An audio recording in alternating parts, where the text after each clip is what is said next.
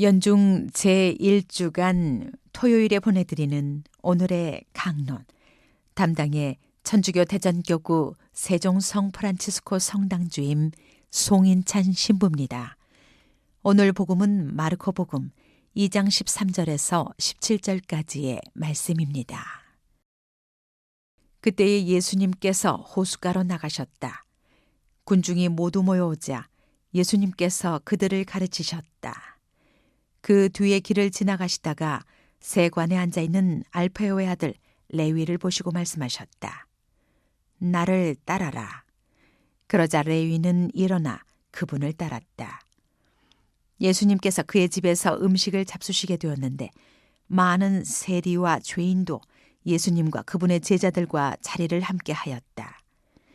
이런 이들이 예수님을 많이 따르고 있었기 때문이다. 바리사이파 율법학자들은 예수님께서 죄인과 세리들과 함께 음식을 잡수시는 것을 보고 그분의 제자들에게 말하였다. 저 사람은 어째서 세리와 죄인들과 함께 음식을 먹는 것이요?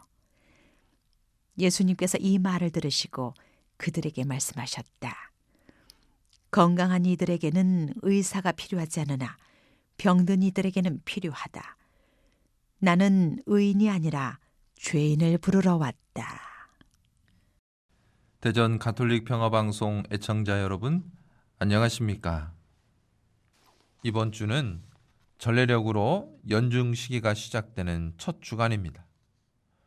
월요일에 첫 번째 제자였던 어부 네 사람을 부르신 장면이 있었던 것처럼 이번 주간의 마지막 말씀 주제는 역시 부르심입니다. 바로 세관에 앉아있던 레위, 곧 마테오를 예수님께서 사도로 부르신 것이죠.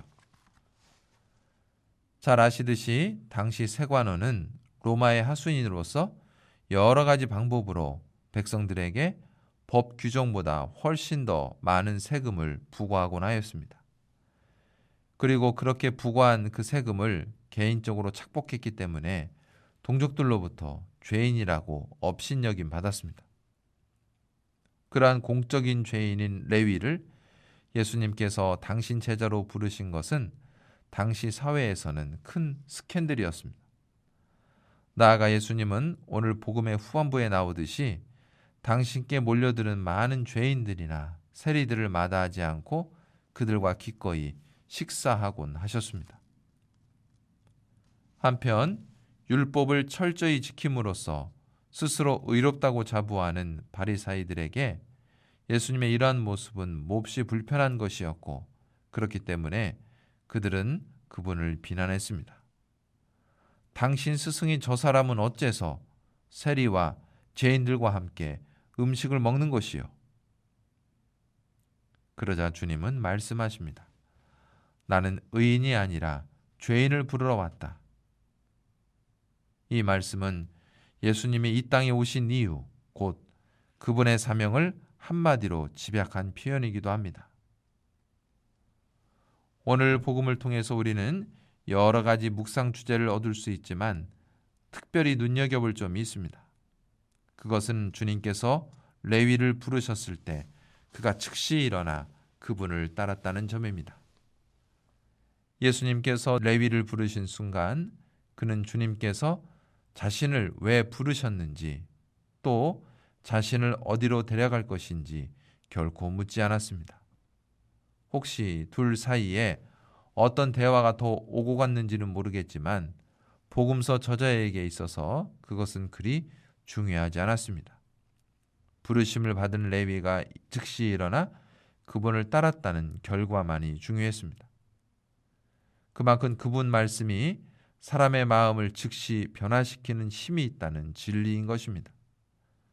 이는 첫 번째로 부르심을 받은 어부 네 사람에게도 공통적으로 보이는 현상입니다. 오늘도 예수님께서는 우리의 조건이나 잘잘못을 따지지 않고 우리의 삶의 자리에 먼저 다가오시어 우리가 당신과 함께 하시길 청하십니다. 비록 우리가 죄를 지었더라도 그것이 그분과 함께 있는 것을 결코 방해하지는 못합니다. 어둠이 빛을 이겨본 적이 없다는 말씀처럼 그분께서 죄인인 우리와 함께 하심으로써 결과적으로 우리가 의로워질 수 있기 때문입니다. 그러니 우리의 죄와 어둠에 너무 집착하여 그분께서 주시는 자비와 기쁨을 거부하지 않도록 합시다. 오히려 부르심을 받은 레위처럼 기쁨의 잔치를 나누기 원하시는 그분께 있는 그들의 모습으로 나아갑시다.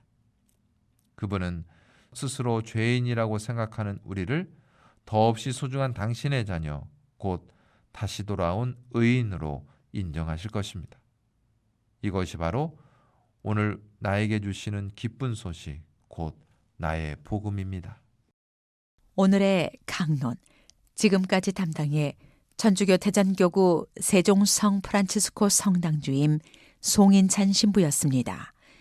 다음 주 월요일에는 천주교 대전교구 관평동 성당주임 정우석 신부의 강론이 방송됩니다.